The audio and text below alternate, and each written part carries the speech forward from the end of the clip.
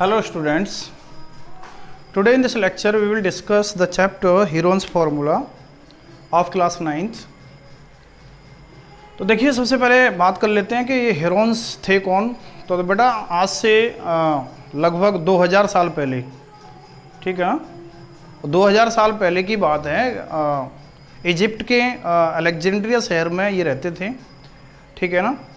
इनका जन्म जो है 2000 साल पहले लगभग जहाँ से एडी ये बीसी जहाँ से एडी शुरू हुआ है तो उसी के आसपास का इनका बर्थ है। तो ये मैथमेटिशियन बहुत अच्छे थे और काफ़ी इनका जो है ना परफॉर्मेंस इनकी बहुत अच्छी रही है मैथमेटिक्स के अंदर। इन्होंने बहुत सारे काम किए हैं मैथ्स के अंदर। तो ये जो है ना कोई ट्रायंगल का कोई भी ट्रायंगल अगर हमारे पास होता है तो उनका फॉर्मूला, उसका एरिया फाइंड करने का फॉर्मूला इन्होंने सबसे पहले डिस्कवर किया था, ठीक है बेटा। तो देखिए कैसे इसकी ज़रूरत पड़ी हेरोन्स फार्मूला, उनको क्या ऐसा कुछ लगा कि किसी ट्रायंगल का हम एरिया कैसे फाइंड कर सकते हैं।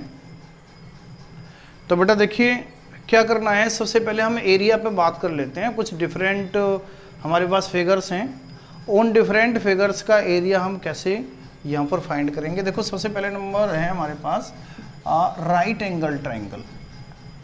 राइट एंगल ट्रायंगल, अब राइट एंगल ट्रायंगल का एरिया आप कैसे फाइंड कर सकते हैं। वैसे तो सब लोग जानते ही हैं राइट एंगल ट्रायंगल का एरिया कैसे निकालते हैं। नंबर 2 आइसोसेलेस ट्रायंगल का एरिया निकालना है। नंबर 3 इक्विलेटरल ट्रायंगल का एरिया निकालना है। इक्विलेटरल ट्रायंगल का एरिया फाइंड करना है। नंबर 4 इक्विलेटरल का हो गया। अब नंबर 4 रेक्टेंगल का एरिया निकालना है और रेक्टेंगल का एरिया फाइंड करना है, ठीक है ना। 5 स्क्वायर का एरिया कैसे फाइंड करते हैं।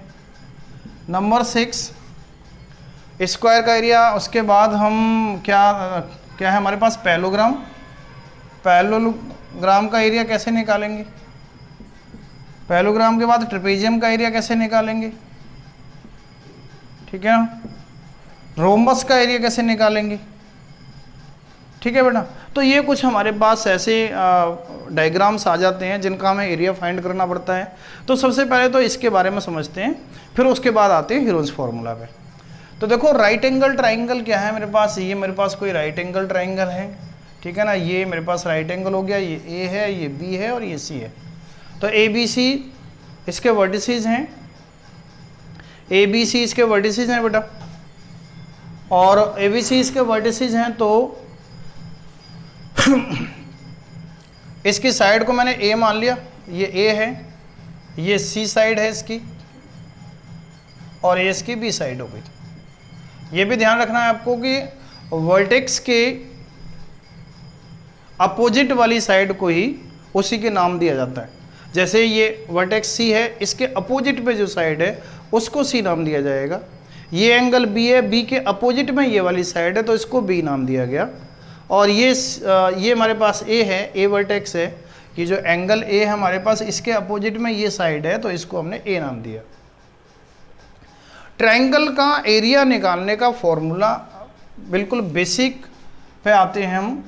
तो एरिया कैसा भी कोई ट्रायंगल है तो एरिया कैसे निकलता है। ट्रायंगल का 1/2 बेस इंटू हाइट। तो ये एक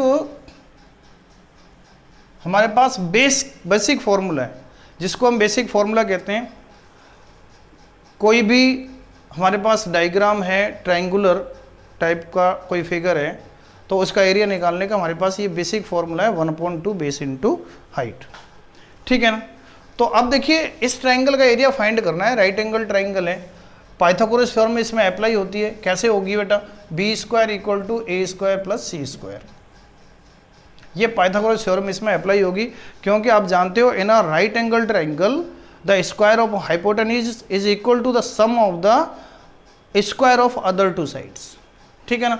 B square equal to A square plus C square. तो ये हाइपोटेन्यूज हो गया, हाइपोटेन्यूज का square equal to A square plus C square. तो अगर ये कंडीशन सेटिस्फाइड है तो आप समझ लेना है कि राइट एंगल ट्राइंगल है। अगर ये सेटिस्फाइड नहीं होगी तो फिर ये जो है ना राइट एंगल ट्राइंगल हमारे पास नहीं होगा। ठीक है बेटा। अब इसका एरिया की बात कर लेता हूँ। तो एरिया कैसे निकालते हैं, 1/2 बेस इंटू हाइट। देखो बेस कितना है ए, इंटू हाइट कितनी है हमारे पास, ये सी है। तो जो बेस पे जो परपेंडिकुलर होगा उसी को हम हाइट कहते हैं। ध्यान रख लेना कि जो बेस पे हमारे पास जो परपेंडिकुलर ड्रॉ होगा उसको हम हाइट कहते हैं। तो ये सी हाइट होगी, तो इसका मतलब एरिया हो गया 1/2 AC स्क्वायर यूनिट। और ये ध्यान रख लेना कि कभी भी एरिया आप फाइंड करेंगे तो उसकी जो यूनिट है वो हमेशा स्क्वायर यूनिट होगा। ठीक है ना, स्क्वायर यूनिट हो जाएगा 1/2 AC स्क्वायर यूनिट। जैसे मान लो कि ये सेंटीमीटर में गिवन है, ये भी सेंटीमीटर गिवन है, तो स्क्वायर सेंटीमीटर लिखेंगे। अगर ये मीटर में है, ये मीटर में है, तो स्क्वायर मीटर लिखेंगे। अगर ये डेसीमीटर में है, ये डेसीमीटर में है, तो स्क्वायर डेसीमीटर लिखेंगे। तो स्क्वायर जरूर लगाना है आपको जब भी किसी का भी एरिया फाइंड करना है, चाहे वो ट्राइंगल है, चाहे वो किसी भी टाइप का डायग्राम है। आपको एरिया की यूनिट जो यूज़ करेंगे वो स्क्वायर में यूज़ करेंगे। ठीक है बेटा। तो ये आपका राइट एंगल ट्राइंगल का एरिया आप इस तरीके से फाइंड करेंगे। अब आता है बेटा आइसोसेलेस ट्राइंगल। आइसोसेलेस ट्राइंगल का एरिया कैसे निकालेंगे। आइसोसेलेस ट्राइंगल देखो कैसा होता है, ये दो साइड इक्वल होती हैं इसकी। मान लीजिए कि मैंने ये दो साइड इक्वल कर लेंगे, ए बी और सी। ए बी इक्वल टू ए सी है यहाँ पे, तो आइसोसेलेस हो गया, ये साइड इसके इक्वल है। ठीक है ना। इसका एरिया निकालना है, फॉर्मूला बेसिक आपको वही लगाना है, area equal to 1/2 base into height. तो देखो अगर इसको मैंने बेस माना तो ये हाइट हो जाएगी, ये इसकी हाइट हो जाएगी। और जब आइसोसेलेस ट्रायंगल में ये भी ध्यान रखना है आपको कि ये जो हमारे पास एक वर्टेक्स से जो परपेंडिकुलर हम ड्रॉ करते हैं, ये जो वर्टेक्स से परपेंडिकुलर ड्रॉ करते हैं, इसको मैंने डी मान लिया, तो बेटा ये जो परपेंडिकुलर होता है ये इसकी हाइट कहलाएगी। वर्टेक्स से जो डिस्टेंस जो लाइन जो ड्रॉ होगी, ऐसी परपेंडिकुलर लाइन जो वर्टेक्स से पास हो रही है, उसको मैं क्या बोलूँगा, this is the height of the triangle. ठीक है ना। इसको मैंने h मान लिया, इसको h मान लिया। ये हमारे पास मान लो x है, ये भी x है, क्योंकि ये दोनों इक्वल पहले दे रखे हैं, आइसोसेलेस ट्रायंगल है। इसको मैंने कुछ और मान लिया क्योंकि ये तो इक्वल होगी नहीं, क्योंकि ये x है, ये x है, तो अगर ये x हो जाएगी तो वो आइसोसेलेस ट्रायंगल नहीं रहेगा। ठीक है ना। तो ये कुछ डिफरेंट होगी। इसको मैंने बेटा मान लिया, चलो इसको मैं a मान लेता हूँ, ये a मान लिया, ये a मान लिया। तो बेटा ये जो मिड पॉइंट पे, क्योंकि आइसोसेलेस ट्रायंगल में जब वर्टेक्स से परपेंडिकुलर जाएगा तो इस बेस को वो हमेशा बाइसेक्ट करता है, तो बेटा ये बाइसेक्ट करेगा इसका, तो BD इक्वल टू क्या हो जाएगा, DC। क्या हो जाएगा, BD इक्वल टू DC। तो ये यहाँ से यहाँ तक BC कितना A है, तो BD कितना हो जाएगा, A/2, और ये भी कितना हो जाएगा, A/2, तो ये A/2 हो जाएगा बेटा। ठीक है ना। तो कहने का मतलब ये है कि अब मुझे इसका एरिया निकालना है, तो एरिया निकालने का फॉर्मूला तो मेरे पास वही है, area equal to 1/2 base into height. तो 1/2 बेस इंटू हाइट है, तो बेस मेरे पास देखो तैयार है, कितना है, A है, लेकिन मेरे पास हाइट नहीं है। तो मैं क्या करूँगा कि ये हाइट फाइंड करूँगा पहले। जब तक मेरे पास H नहीं आएगा ना, तब तक मैं इसका एरिया फाइंड नहीं कर सकता। तो सबसे पहले मैं क्या करूँगा, इस राइट एंगल ट्राइंगल में यूज़ कर लूँगा Pythagoras theorem, ADC in triangle ADC। अब ADC में देखो ये हाइपोटेन्यूज हो गया, तो x स्क्वायर किसके इक्वल होगा, h स्क्वायर प्लस A/2 का होल स्क्वायर। A/2 का होल स्क्वायर कितना हो गया, A²/4। ठीक है ना। अब बेटा h स्क्वायर कितना हो जाएगा, यहाँ से h स्क्वायर की वैल्यू हो जाएगी x² minus A²/4। h square को मैं और भी लिख सकता हूँ, 4 का इधर मल्टीप्लाई कर दूँ, ये कितना हो जाएगा, 4x² माइनस A²/4। अब मैं दोनों साइड का स्क्वायर रूट कर दूंगा, तो h की वैल्यू हो जाएगी under the root of 4x² minus A²/2। तो ये बेटा मेरे में h निकाल ली मैंने, मेरे को h पता चल गया कि इसकी हाइट तो ये होगी। तो अब मैं फॉर्मूला यूज करूंगा एरिया का, तो क्या हो जाएगा, 1/2 बेस कितना A, ठीक है ना, इंटू हाइट, हाइट मेरे पास निकाला हुआ है कितना, 1/2 root of 4x² minus A²। तो इसको सॉल्व करके जो आएगी वैल्यू A/4 और root of 4x² minus A² square unit. This is the area of this isosceles triangle. ठीक है ना। तो देखो राइट एंगल ट्राइंगल का एरिया आपने देखा, आइसोसेलेस ट्राइंगल का एरिया आपके पास हो गया। कैसे निकालेंगे? a/4 root of 4x square minus a square, where a is the base and x is the equal sides, x is the length of equal sides. ठीक है ना। अच्छा, इसकी पेरीमीटर भी साथ साथ देखते चलो। पेरीमीटर इसकी क्या होगी? पेरीमीटर का मतलब होता है तीनों साइड का सम। तो क्या हो जाएगी पेरीमीटर? x प्लस a, तो क्या हो जाएगा 2x प्लस a। ठीक है बेटा, पेरीमीटर को मैं p मान लूँ तो ये हो जाएगा 2x प्लस a, ये पेरीमीटर हो गई।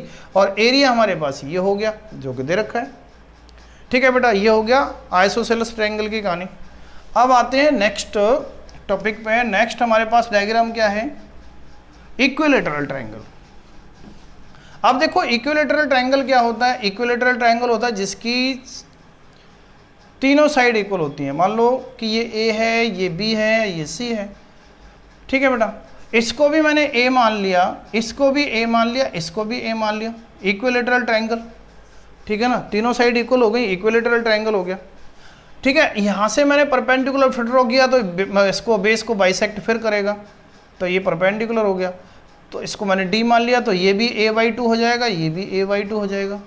ठीक है, ये मैं h मान लूँ, इसको ये h है मेरे पास, ये हाइट हो गई ट्रायंगल की। तो अब क्या करूंगा मैं कि h तो फिर फाइंड करनी पड़ेगी मेरे को, क्योंकि फॉर्मूला तो वही लगना है 1/2 बेस इंटू हाइट। तो 1/2 बेस इंटू हाइट, तो बेस तो मेरे पास है a, लेकिन हाइट मेरे पास नहीं है, तो मुझे हाइट पहले फाइंड करनी पड़ेगी। अच्छा, इसका पेरीमीटर क्या हो जाएगा बेटा? पेरीमीटर का मतलब सम ऑफ 3 साइड्स। तो देखो a प्लस a कितना हो जाएगा? 3a। तो ये तो इसका पेरीमीटर हो गया। अब मैं एरिया फाइंड करने के लिए मुझे क्या करना पड़ेगा? मुझे हाइट फाइंड करनी पड़ेगी। तो नाउ इन ट्राइंगल ADC, ठीक है ना। अब ADC में मुझे क्या करना होगा कि इसमें मुझे हाइट फाइंड करनी है, h निकालना है, तो मैं पाइथागोरस थ्योरम का यूज करूंगा यहाँ पे। तो क्या हो जाएगा? a² equal to h² plus a/2 का होल स्क्वायर। पाइथागोरस थ्योरम लगा दी मैंने, क्योंकि ये राइट एंगल ट्राइंगल है, तो हाइपोटेन्यूज का square equal to base square plus perpendicular square, ये लगा दिया। यहाँ से मेरे को h मिल जाएगी। क्यों? कैसे मिलेगी? h² की वैल्यू कितनी होगी? इसको मैं इधर ले जाऊंगा, तो क्या हो जाएगा? a² माइनस a²/4, क्योंकि इसका होल स्क्वायर करूंगा a²/4 हो जाएगा, जो कि इधर ले जाऊंगा मैं। तो बेटा h² की वैल्यू कितनी हो जाएगी? 4a² minus a², 4a² minus a²/4, इसको मैं लिख दूंगा 3a²/4। तो h की वैल्यू मेरे पास कितनी हो जाएगी? दोनों तरफ से इसका स्क्वायर रूट कर दूंगा, तो ये हो जाएगा √3/2, √3 का स्क्वायर रूट √3, 4 का स्क्वायर रूट 2, a² का स्क्वायर रूट a। तो h की वैल्यू आ गई मेरे पास कितनी? √3/2 इंटू a। अब मुझे क्या करना है? एरिया फाइंड करना है। तो बेटा एरिया का फॉर्मूला आप लगा दीजिए, 1/2 बेस इंटू हाइट। अब बेस कितना है मेरे पास? a, क्योंकि a ही है मेरे पास टोटल बेस, और इंटू हाइट कितनी है? √3/2a। मल्टीप्लाई कर दूंगा, कितना हो जाएगा? √3/4 into a²। This is the most important formula to find out the area of the equilateral triangle. Whenever you are given the length of sides of a equilateral triangle, then you will find the area of this triangle using this formula directly। ठीक है ना। Next है मेरे पास क्या है? Rectangle. अब देखिए rectangle का एरिया कैसे निकालेंगे? एरिया ऑफ रेक्टेंगल, और रेक्टेंगल का एरिया कैसे निकालेंगे बेटा? ये मेरे पास रेक्टेंगल है ABCD, ठीक है। लेंथ मैंने इसकी बेटा L मान ली, L हो गई। ब्रेथ मैंने B मान ली। पता है आपको 90 डिग्री का एंगल होता ही है, क्योंकि साइड के पीछे परपेंडिकुलर साइड होती है ये, ठीक है ना। ये AB और BC perpendicular, BC DC perpendicular, DC AD perpendicular. तो इसका पेरीमीटर क्या होगा बेटा? पेरीमीटर देखें, इसका पेरीमीटर का फॉर्मूला क्या होता है मेरे पास? Length into breadth, length into breadth. बेटा लेंथ इंटू ब्रेथ होता है, लेंथ कितनी है L, ब्रेथ कितनी है B, तो फॉर्मूला बन गया हमारे पास LB। तो कभी भी आपको रेक्टेंगल का एरिया निकालना है तो आप सीधा सीधा क्या करेंगे, लेंथ का मल्टीप्लाई किस में कर देंगे, ब्रेथ में कर देंगे, तो आपको क्या मिल जाएगा, रेक्टेंगल का एरिया मिल जाएगा। पेरीमीटर क्या हो जाएगा इसका, देखो एल ये है तो एल ये भी होगा, बी ये है तो बी ये भी होगा, ठीक है ना।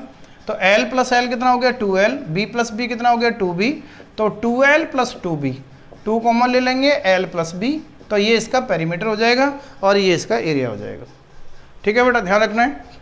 अच्छा, एक थ्योरम आपने ट्रायंगल में पढ़ी होगी कि अगर मैंने इसको इससे मिला दिया, कहीं भी पॉइंट ले सकता हूँ मैं, यहाँ ले सकता हूँ, यहाँ ले सकता हूँ, यहाँ पर कहीं भी हो सकता है इस साइड पे, तो ये जो ट्रायंगल बना मेरे पास ये वाला, तो ये वाला ट्रायंगल हमेशा कितना एरिया कवर करेगा, इस पूरे ट्रायंगल का और इस पूरे रेक्टेंगल का आधा एरिया ये कवर कर लेगा।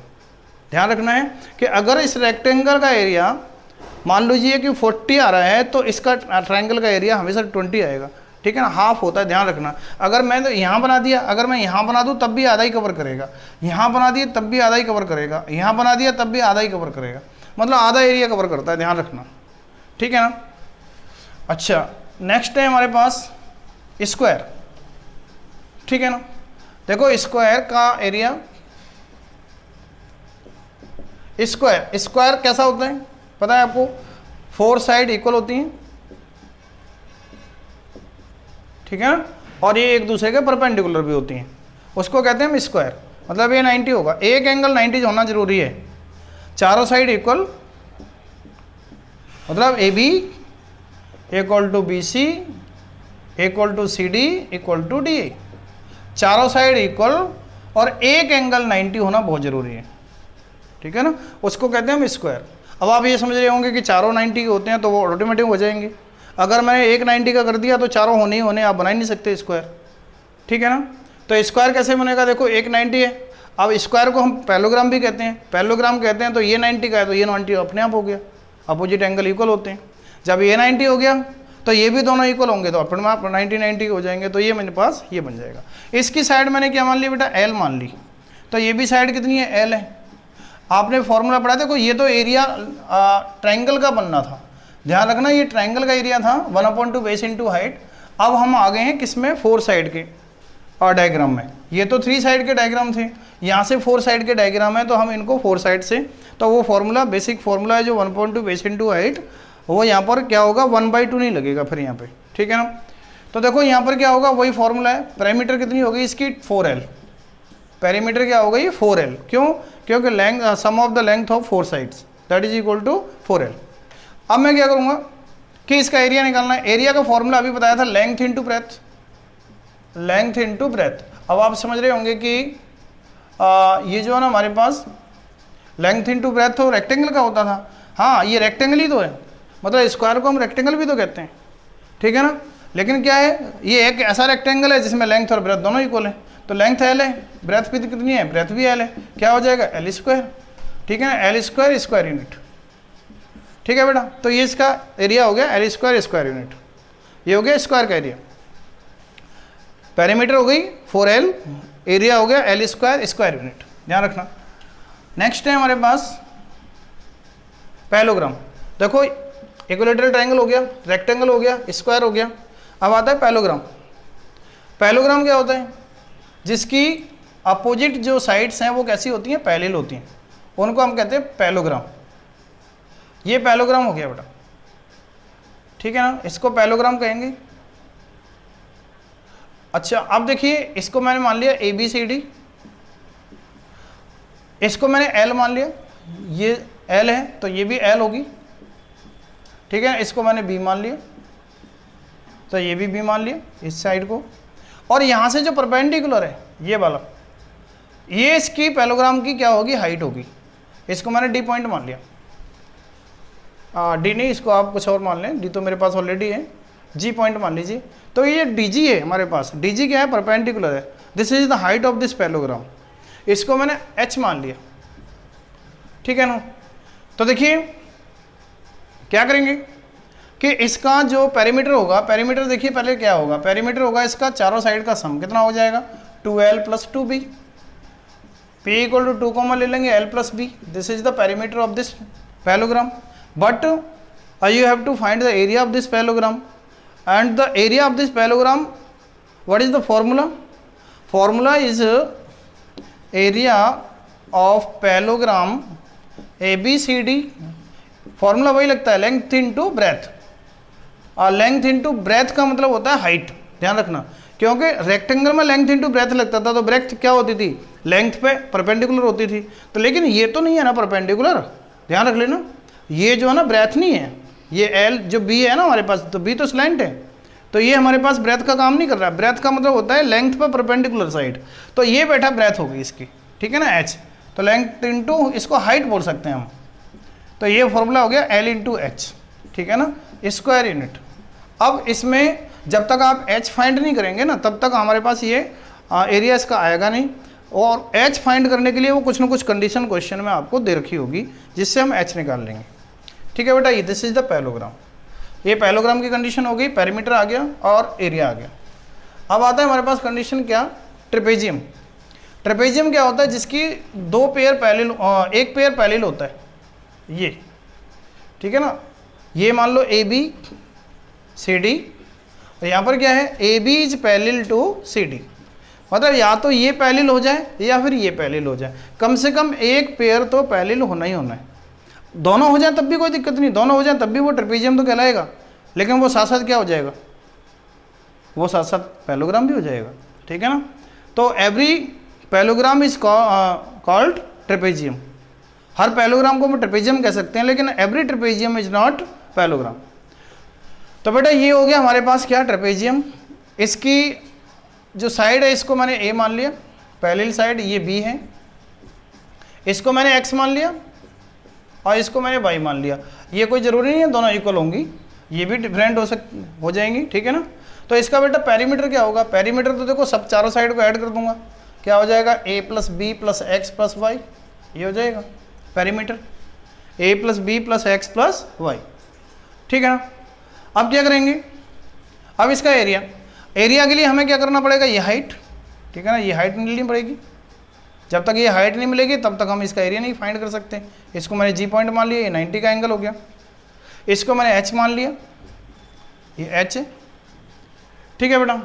तो देखो इसका फॉर्मूला जो होता है एरिया का, वो क्या होता है, 1/2 sum of the parallel side, ये पैरेलल साइड दोनों का सम करिए, क्या हो जाएगा, A + B इंटू H, मतलब हाइट, हाइट कितनी है मेरे पास H। तो ये फॉर्मूला है, कभी भी आप ट्रेपेजियम का एरिया फाइंड करेंगे तो ये लगाएंगे formula 1/2 sum of parallel side multiply height, ध्यान रखना, 1/2 multiply A + B multiply H, इसको मैं लिख सकता हूँ 1/2 multiply sum of the parallel side multiply height. तो this is the formula of to find out the area of trapezium, ठीक है बेटा। कैसे निकालते हैं इसको, एरिया को, एरिया कैसे निकालते हैं पता है आपको, कि देखो मैंने इसको एक यहाँ से ये भी एक ड्रॉ कर दिया, एक बार सोच के देखिए, ये मैंने एक परपेंडिकुलर ड्रॉ कर दिया यहाँ से, और इसको मैंने F मान लिया। तो देखो बेटा ये H है तो ये भी H होगा, ठीक है ना, ये भी H होगा, और ये यहाँ से यहाँ तक B है तो यहाँ से यहाँ तक ये भी B होगा बीच का, क्योंकि ये बन गया क्या हमारे पास, ये एक रेक्टेंगल बन गया। तो रेक्टेंगल का एरिया तो मेरे पास क्या हो गया, ठीक है ना। देखो एरिया ऑफ रेक्टेंगल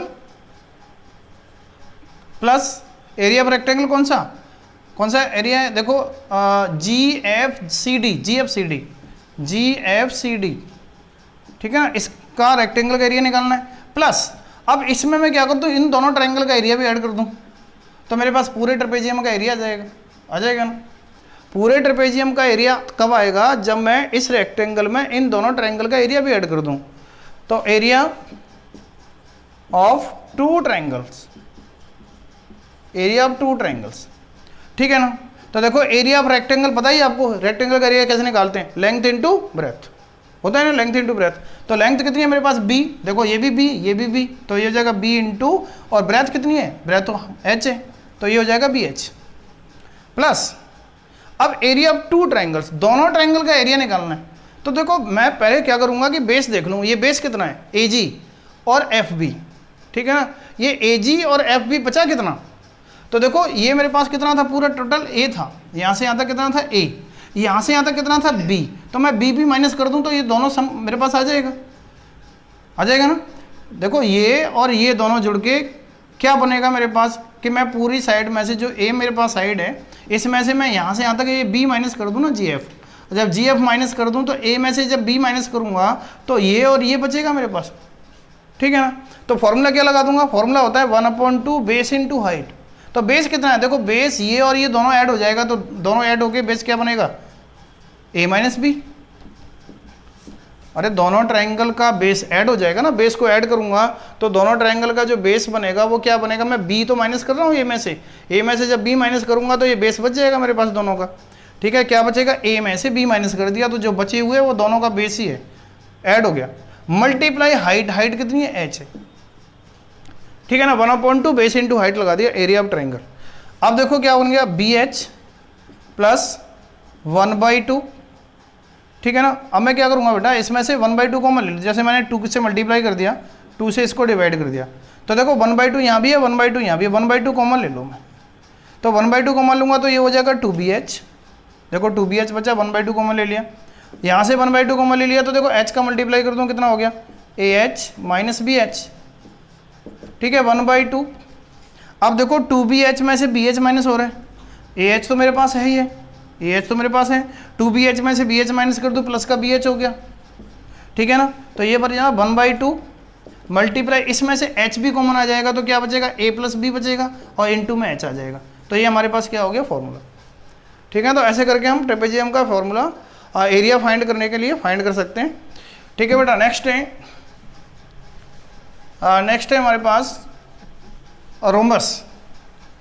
तो देखो रोम्बस का एरिया कैसे निकालेंगे, ये ट्रेपेजियम हो गया। रोम्बस है हमारे पास, रोम्बस क्या होता है, जिसकी 4 साइड इक्वल है उसको हम रोम्बस कहते हैं, ABCD, ठीक है।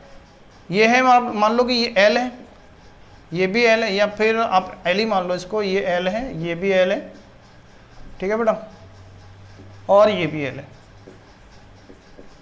चारों L है। और ये मेरे पास क्या है, ये इसके डायगोनल है, और ये डायगोनल हमेशा किस पे, परपेंडिकुलर होते हैं, ध्यान रखना, डायगोनल हमेशा परपेंडिकुलर होते हैं, और ये बाइसेक्ट भी करते हैं एक दूसरे को, इसको मैंने O पॉइंट मान लिया, ठीक है बेटा। तो देखिए इसका पैरामीटर क्या हो गया, पैरामीटर हो गया सम ऑफ 4 साइड्स 4L, ठीक है ना। डायगोनल इसका D1 D2 मान लूँ, मतलब AC को मैंने D1 मान लिया और BD को मैंने क्या मान लिया, D2। AC D1 है, BD क्या है, D2 है, AC D1 BD D2। तो देखिए बाइसेक्ट करते हैं तो मेरे पास ये AC, देखो ये OC कितना हो गया, देखो ये पूरा D1 है, यहाँ से यहाँ तक, यहाँ से यहाँ तक क्या है, D1 है, तो बेटा D1 है ये, तो इसका ये OC कितना हो गया, OC हो गया D1/2, मतलब आधा हो गया। और ऐसे ही ये वाला जो OB है, OB कितना हो गया, OB भी आधा हो गया, इसका D2 का हाफ हो जाएगा, क्या हो जाएगा, D2/2, OC आ गया और OB आ गया। ध्यान रखना ये पूरा D1 है, ये पूरा D2 है, मुझे पता है कि ये एक दूसरे को क्या करते हैं, बाइसेक्ट करते हैं, तो ये वाला पार्ट कितना हो गया, D1/2, और ये वाला पार्ट कितना हो गया, D2/2, ठीक है ना। अब मुझे क्या है कि मुझे ये राइट एंगल ट्रायंगल का यूज कर लूँ, ये राइट एंगल ट्रायंगल बनना है OBC राइट एंगल ट्रायंगल है, तो इसमें पाइथागोरस थ्योरम यूज हो जाएगी, क्या हो जाएगी बेटा, तो देखो ये हाइपोटेन्यूज बनेगा आपका, ये परपेंडिकुलर हो जाएगा तो ये बेस हो जाएगा, तो क्या हो जाएगा, L² इन ट्रायंगल COB में, तो L² इक्वल टू कितना हो जाएगा, ये हो जाएगा OC² प्लस OB²। तो बेटा L² इक्वल टू OC कितना है, OC है D1 का square by 4 plus D2² by 4। तो बेटा L² कितना हो गया, L² हो गया मेरे पास D1² प्लस D2² बाई 4, ठीक है ना। तो L की वैल्यू कितनी होगी मेरे पास, अंडर रूट ले लूँगा, तो under root D1² plus D2² by 2, तो ये मेरे पास L की वैल्यू हो गई। जब आपको दोनों डायगोनल गिवन है रोम्बस के, जब दोनों डायगोनल गिवन हैं तो आप उसकी साइड भी फाइंड कर सकते हो, जैसे मैंने फाइंड की, L equal to root D1² plus D2² by 2, ठीक है बेटा। अब इसका एरिया की बात कर लेते हैं, तो एरिया क्या होता है, इसका एरिया होता है 1/2 D1 D2, ठीक है ना, ये एरिया होता है। जब इसके डायगोनल गिवन है तो हम इसका एरिया फाइंड कर सकते हैं 1/2 D1 D2 से, ध्यान रखना D1 D2, और जब D1 D2 गिवन है तो हम उसकी साइड भी फाइंड कर सकते हैं इससे, तो L equal to root of d1 square plus d2 square upon 2. This is the length of sides of a rhombus when d1 d2 both diagonals are given. ठीक है बेटा. तो देखिए एरिया आपका आ गया 1/2 d1 d2, पेरीमीटर आ गई 4L और L की वैल्यू आ गई root of d1 square plus d2 square by 2. Clear?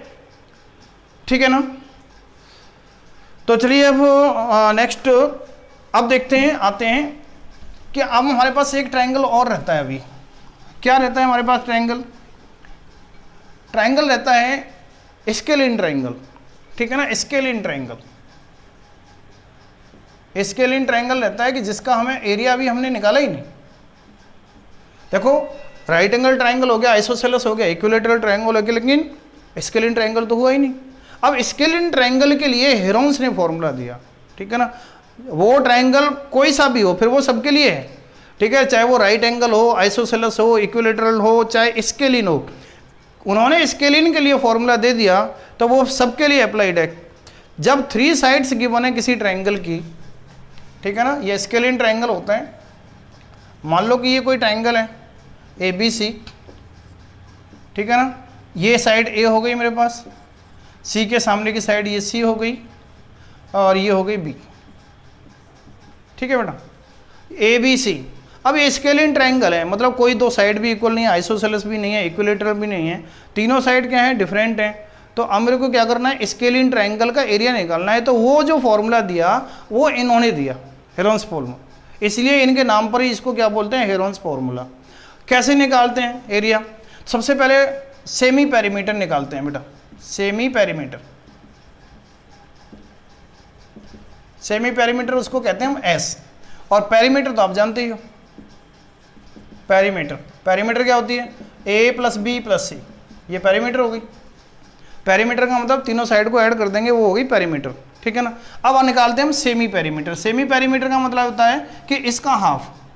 ठीक है ना, तो A plus B plus C by 2, मतलब पेरीमीटर का हाफ करेंगे तो सेमी पेरीमीटर आएगा, और जिसको हम क्या बोलेंगे? S बोलेंगे बेटा. तो ये हमारे पास हो गया S. ठीक है ना, ये हो गया S. तो S की वैल्यू निकालते हैं सबसे पहले A plus B plus C by 2. कोई भी ट्रायंगल हो, किसी भी ट्रायंगल, किसी भी टाइप का ट्रायंगल, जब हमारे पास तीनों साइड की वन है तो हम सबसे पहले निकालेंगे सेमी पेरीमीटर. ठीक है, S equal to A plus B plus C by 2. Perimeter क्या होती है? A plus B plus C. Semi perimeter क्या होती है? A plus B plus C by 2. ठीक है ना. अब हम क्या करेंगे? उन्होंने क्या फॉर्मूला दिया कि area of triangle equal to root of S minus A, S minus B, S minus C. ठीक है ना, ये उन्होंने फॉर्मूला दिया. ये फॉर्मूला, इसको कहते हैं हम हेरोन्स फॉर्मूला. ये ध्यान रखना है आपको, हमेशा ध्यान रखना है. S into S minus A, S minus B into S minus C. ठीक है ना. अगर हम इसमें S की वैल्यू लगा दें, मान लीजिए चलो S की वैल्यू लगाते हैं, तो देखो कोई नया फॉर्मूला निकल के आएगा, और नया क्या, वो इसी का रूप होगा, बस S हट जाएगा. तो S की जगह पे मैंने क्या लगा दिया? A plus B plus C by 2 लगा दिया. फिर मैंने S की जगह पे लगा दिया A plus B plus C by 2 minus A. फिर मैंने लगा दिया S की जगह पे A plus B plus C by 2 minus B. फिर मैंने लगा दिया A plus B plus C by 2 minus C. ठीक है, मैंने क्या लगा दिया? A plus B plus C लगा दिया, A plus B plus C by 2 लगा दिया S की जगह पे.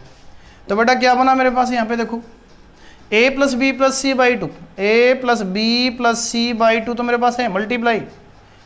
ठीक है ना. अब क्या बनेगा? देखो 2 का क्रॉस मल्टीप्लाई करूंगा, जैसे हम एलसीएम लेके सॉल्व करते हैं, तो 2 का उधर कर दें, इसको मत लिखो.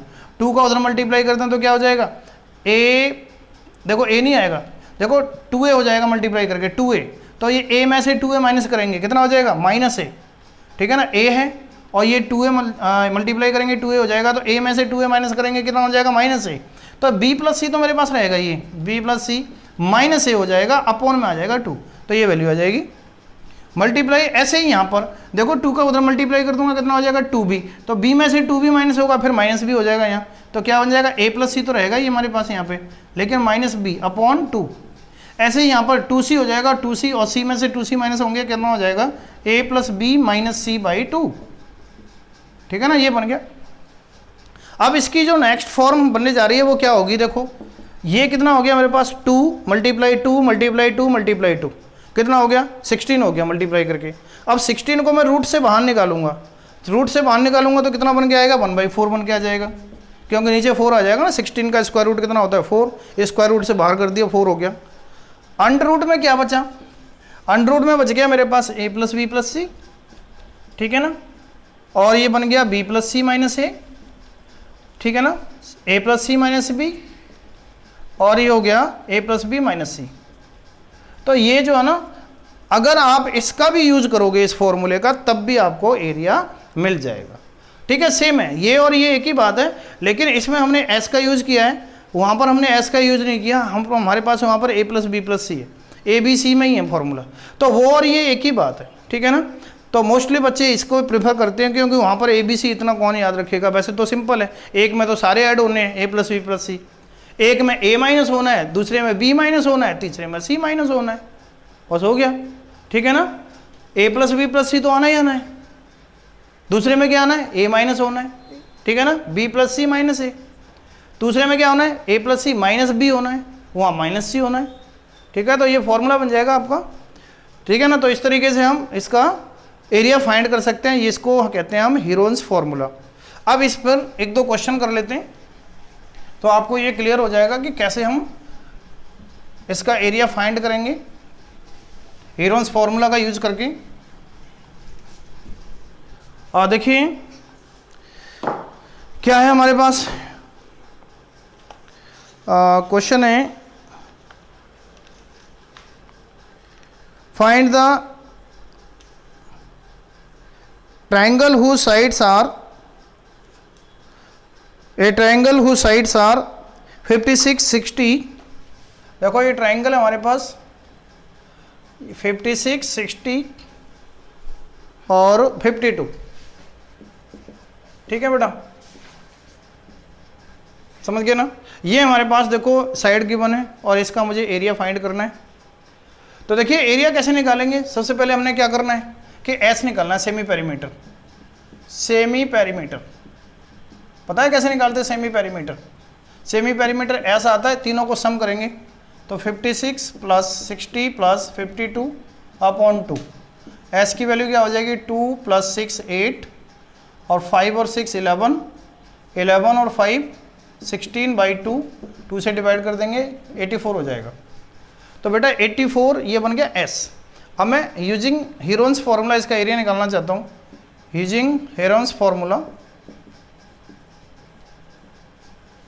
क्या हो जाएगा, एरिया के लिए हम डेल्टा का यूज भी करते हैं, ये जो डेल्टा है ना ये का मतलब एरिया ही बताता है। Under the root of formula क्या होता है बेटा S, S minus A, S minus B, S minus C, ठीक है ना। देखो ये ए है, देखो ए की वैल्यू क्या है, ये ए है, क्योंकि ये वाली साइड ए होती है, ए के सामने की, बी के सामने की ये बी मानी जाएगी, सी के सामने की ये सी मानी जाएगी। तो यहाँ पर मैं क्या करूँगा एस और ए बी सी की वैल्यू लगा दूंगा। एस की वैल्यू कितनी 84 मल्टीप्लाई 84 माइनस ए की वैल्यू कितनी 60, 84 माइनस बी की वैल्यू कितनी 52, एस की वैल्यू कितनी 84 माइनस सी की वैल्यू कितनी 56, ठीक है ना, माइनस कर दिया। Under the root of 84 multiply 84 में से 60 माइनस कर दो कितना हो गया 24, मल्टीप्लाई 84 में से 52 माइनस कर दो कितना हो गया 32, मल्टीप्लाई कितना हो गया 84 में से 56 माइनस कर देंगे तो, ठीक है ना, 24 और 4 28 हो जाएगा, ठीक है बेटा, ये बनेगा 28, क्योंकि 14 में 6 गया 8 और 7 में से 5 गया, 7 में से 5 गया 2, 28 बच गया। अब बेटा मैं क्या करूँगा देखो 84 को मैं लिख सकता हूँ 28 मल्टीप्लाई 3, ठीक है ना, 28 मल्टीप्लाई 3 करेंगे 84 आ जाएगा। इसको मैं क्या ले सकता हूँ देखो 24 को ले सकता हूँ 4 इंटू 6, 32 को क्या ले सकता हूँ 4 इंटू 8, ठीक है, मल्टीप्लाई 28 तो है ही है मेरे पास। अब देखो पेयर देखो क्या क्या बनना है मेरे पास, देखो 28 का पेयर बन गया तो एक पेयर बाहर, एक नंबर बाहर आता है, जब पेयर बन जाता है तो एक नंबर बाहर आ जाता है, स्क्वायर रूट है। अब किसका पेयर बनना है, अब देखो 4 का पेयर बनना है, 4 का, तो 4 बाहर, अंडर रूट में क्या बच गया, देखो ये 4 बाहर हो गया, 28 बाहर हो गया, अब मेरे पास 3 6 बच गया, 3 6 और 8 बच गया, ठीक है ना, 3 6 और 8, ठीक है ना। अब इसमें से मैं देखूंगा क्या क्या बाहर आ सकता है। 28 मल्टीप्लाई 4 मल्टीप्लाई, इसको देखो फिर सॉल्व करो, 3 मल्टीप्लाई 6 को मैं क्या ले सकता हूँ 3 मल्टीप्लाई 2, ठीक है ना, और 8 को क्या ले सकता हूँ 2 मल्टीप्लाई 2 मल्टीप्लाई 2, ठीक है ना। तो देखो ये पेयर बना, ये पेयर बना, ये पेयर बना, सारे बाहर आ गए, ठीक है ना। क्या हो गया 28 मल्टीप्लाई 4, ठीक है ना, मल्टीप्लाई 3 मल्टीप्लाई 2 मल्टीप्लाई 2, ठीक है ना, सारे बाहर आ गए, सबका मल्टीप्लाई कर दो, आंसर हो गया आपका, कितना हो गया 84 और 16 कितना हो गया 4, और ये हो जाएगा बेटा 48, 128 और 6 134, ठीक है ना, 1344 स्क्वायर यूनिट, ये आसान, ये आपका आंसर आ जाएगा। सेंटीमीटर है तो सेंटीमीटर आ जाएगा, स्क्वायर सेंटीमीटर, मीटर है तो मीटर आ जाएगा, ठीक है ना। तो ये हो जाएगा, तो बेटा ठीक है, तो ये आप काम कर लेना। ये आपका हीरोन्स फार्मूला आपको समझा दिया है, बाकी सारे फार्मूले इसी से होंगे, ये सारे जितने भी फार्मूला क्वेश्चन हैं इस फार्मूले से सारे आपके हो जाएंगे। ओके बेटा, थैंक यू।